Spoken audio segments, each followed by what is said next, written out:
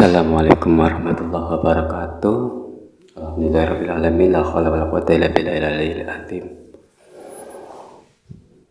Pada kesempatan ini saya akan menerangkan kepada kalian semua tentang ilmu duit.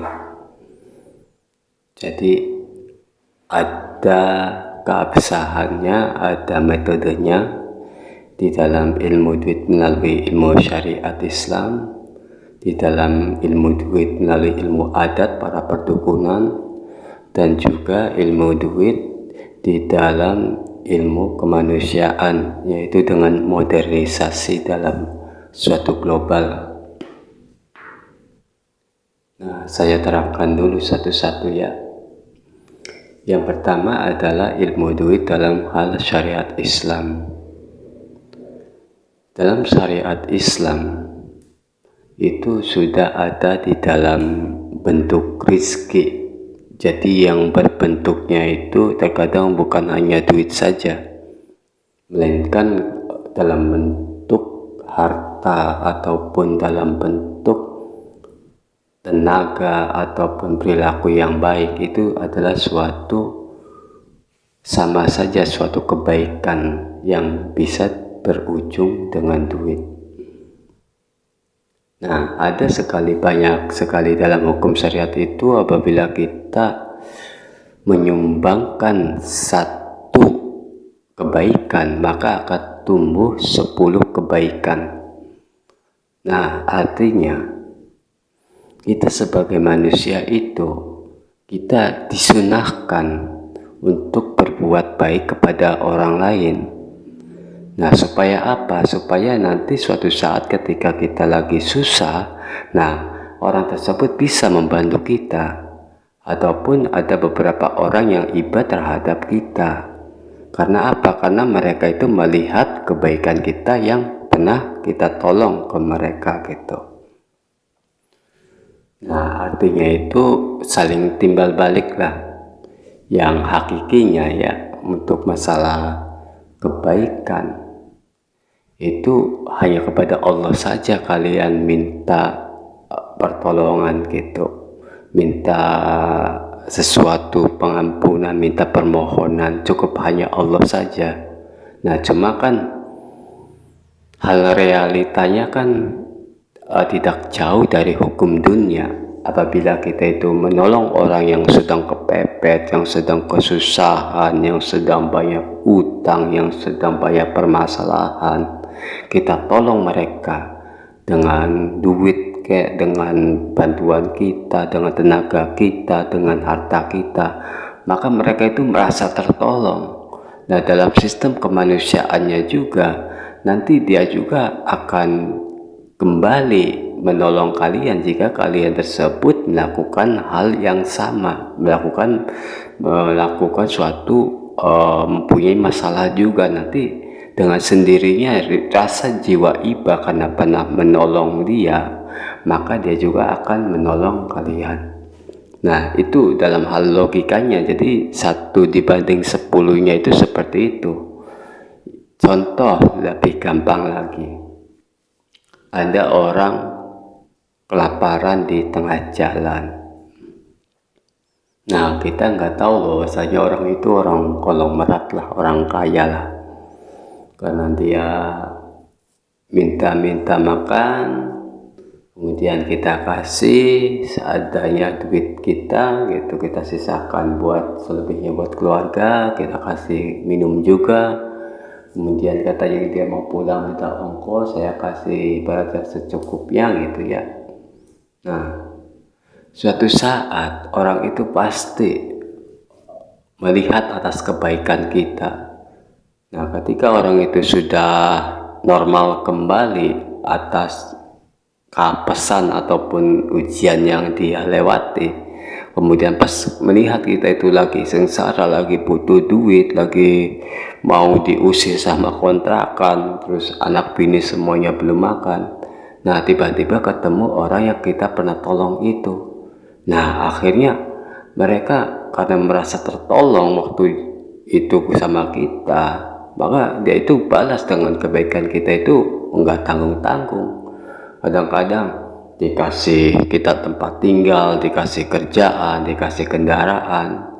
Jadi artinya nilai yang tadi kalian tolong orang yang di jalan itu, yang kolong berat itu lagi kesusahan, kalau dirupiahkan berapa sih? Makan warteg 10.000 ditambah airnya 2.000, 12.000 ditambah ongkosnya 5.000, enggak nyampe 20.000 lah. Nah, kemudian ditimbal balikannya, kalau misalkan dihitung dengan nilai, itu sudah berjuta-juta jelas, karena kontrakan berapa, terus kendaraan berapa, terus untuk biaya rumah tangga berapa. Nah, itu dalam artian itu, jadi artinya kebaikan satu dibalas dengan 10 itu, maka ada beberapa kebaikan lagi yang nanti insya Allah secara manusiawi akan bergetar hatinya karena telah digerakkan oleh hakikat Allah. Nah, itu kan dalam sisi suatu ilmu syariat. Ada juga bentuk duit ya, yang ini masih di ranah bentuk syariat ya. Kita menolong seorang yang lagi membutuhkan.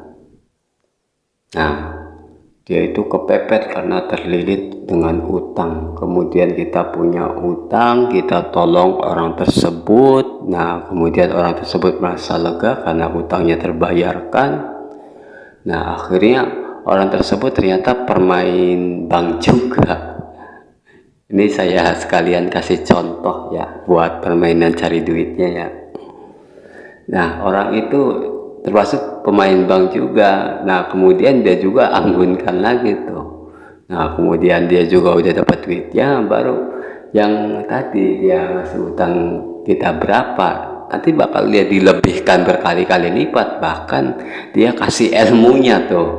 Jadi kan berapa kali tuh kalian mendapatkan satu kebaikan dibalas dengan beberapa kali kebaikan dari mereka balasan itu. Nah, jadi artinya semua kebaikan itu pasti dibalasnya dengan suatu kebaikan. Beda dengan kejahatan. Kalau misalkan kejahatan, kalian ibaratnya mengenal seorang itu sudah puluhan tahun ya, sudah berbuat baik lah, gimana CS aja lah, sahabat-sahabat aja lah, udah nggak kagok-kagokan kita minta duit atau minjem duit, udah nggak kagok-kagokan kita makan di rumahnya, sudah nggak kagok-kagokan kita jalan-jalan minta ditraktir, sudah sahabat lah gitu. Nah, suatu saat dia itu mengecewakan kita karena kita itu dituduh mencuri. Nah, akhirnya kita masuk penjara lah, seperti itu. Nah, jadi kebaikannya selama berpuluh-puluh tahun itu hilang semuanya, dihabiskan dengan satu kekecewaan atas kejahatannya. Nah, gitu kalau misalkan kejahatan itu jadi 10-nya itu dikali 0 jadi 0. Nah, itu adalah hitungan otomatis secara syariat dalam suatu Islam. Jadi banyak syariat-syariat tentang duit itu dalam suatu Islam ya, yang mengenai tentang cara kita berusaha, cara kita jualan, cara kita usaha, cara kita bisnis gitu. Banyak juga hal-hal syariat kok yang mengatur ke hal tersebut gitu. Yang penting kita jangan terlalu fanatik gitu ya. Kalau misalkan kita itu terlalu fanatik terhadap hukum ya, maka kalian itu ya standar-standar saja, tidak ada gerak yang lebih hebat lagi gitu. Karena dimanapun namanya juga permainan usaha itu sudah permainan duit gitu. Nah, jadi pasti sudah campur adukan dengan sesuatu yang halal dan haram, itu udah nggak karuan gitu. Oke lah, sekarang saya mau usahanya usaha yang halal aja katanya. Mau usaha yang benar-benar komitmen. usaha menurut syariat Islam gitu ya. Nah sedangkan ketika ada untung sedikit, orangnya itu nggak tahu, dia main ambil sendiri. Nah jadi secara syariat kan itu kan sudah haram juga, tapi karena dia bilang sedikit ini nggak tahu ini, ya udah nggak apa-apa. Nah akhirnya kan kepergok juga dengan kelakuan haramnya. Saya emang nggak nguntit, katanya, saya kalau misalkan ada keuntungan dibagi kok sama-sama rata. Tapi ketika orang tersebut ibaratnya berprestasi, kita iri. Nah kemudian dan dari iri juga kan sama perbuatan setan. Nah apakah perbuatan iri itu masih kalian dianggap baik? Kan tidak. Jadi selama usaha ya itu semuanya sudah berbaur. Makanya itu kalau duit itu ya tobiat aslinya itu adalah nariyah, jadi dari api. Jadi karena dari api itu ya bujukan rayuan setannya itu sangat dekat sekali. Karena banyak orang yang menghalalkan gitu segala cara untuk mendapatkan duit.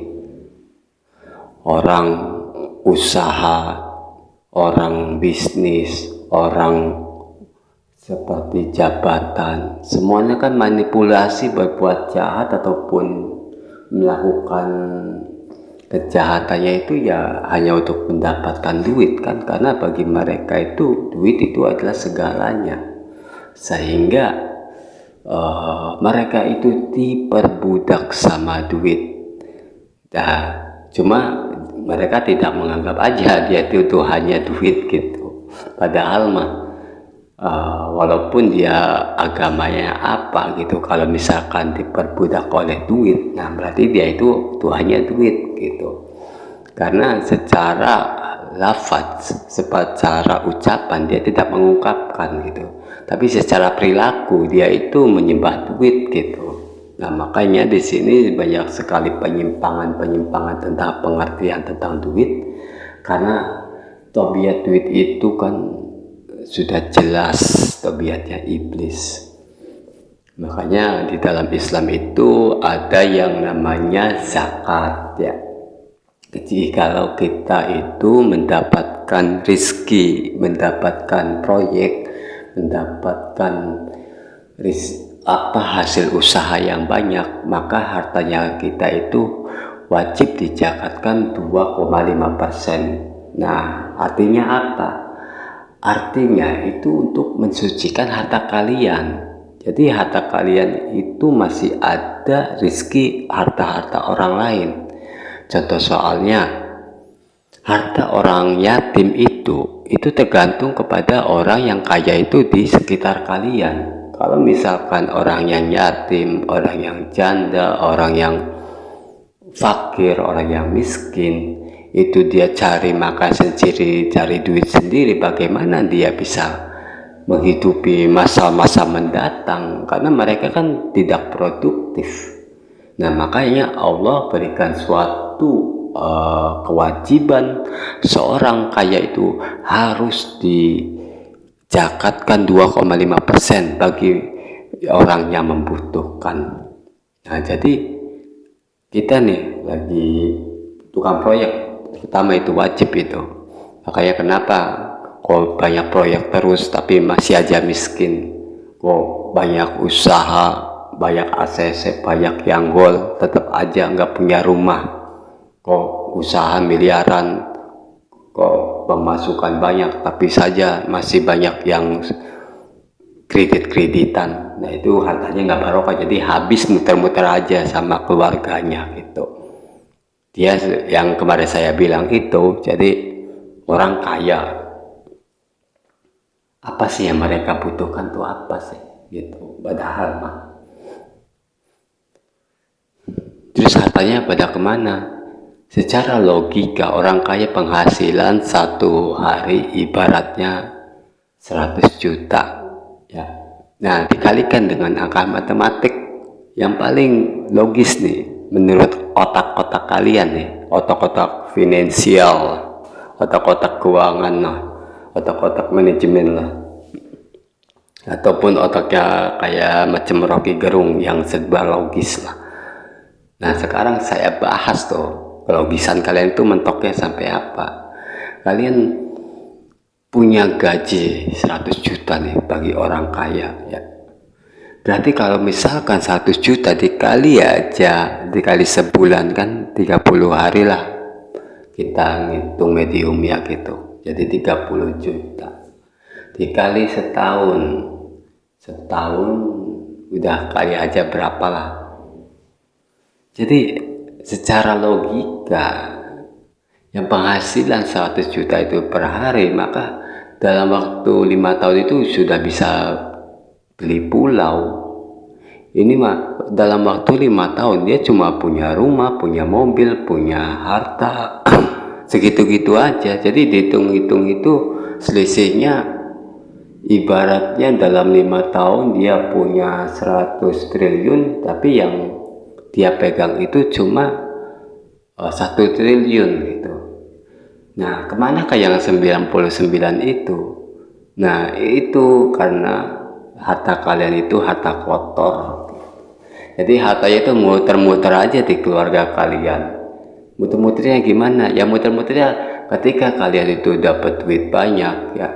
Nah, kalian gak dijakatkan untuk memperkaya diri sendiri supaya saya itu makin kaya, supaya jadi bos, supaya jadi saudagar. Kemudian ujuk-ujuk anaknya sakit, larilah ke rumah sakit gitu. Nah sudah lari ke rumah sakit nih, habis berapa juta ya. Kemudian anaknya masalah pendidikan, bayar pendidikan. Sudah bayar pendidikan nih, habis berapa juta lagi. Kemudian enak-enak usahanya yang ada yang ketipu, habis berapa M. Kemudian besoknya lagi nih, istrinya sakit, habis berapa M lagi. Kemudian muter-muter aja. Jadi duit itu semakin menyusut dengan cara hidup kalian. Mau beli ini, mau beli itu, secara otomatis duit kalian itu menyusut. Gak taunya hilang begitu saja. Paling sisa-sisa berapa persen dari penghasilan kalian. Nah itu karena hartanya itu tidak dijakatkan. Maka dari jaminan Allah, orang yang hartanya dijakatkan itu akan menjadi seorang yang dermawan. Artinya dermawan, dia kaya di dunia dan juga kaya juga di akhirat. Nah nanti itu untuk urusan perduitan yang di dunia ya. Karena sudah lumayan lama, nanti saya bahas lagi arah yang kedua dan yang ketiga. Nah, nanti jangan lupa kalian like dan subscribe di channelku ini supaya saya bisa bikin konten yang lebih dalam lagi mengetahui cara berpikir kalian tentang realitas suatu kehidupan, tentang masalah hati, tentang masalah karir, perjodohan, segala rupa. Nanti saya insya Allah bahas satu persatu. Semoga ilmu yang sedikit ini kalian bisa bermanfaat untuk kehidupan kalian. Billahi taufiq wal hidayah. Wassalamualaikum warahmatullahi wabarakatuh.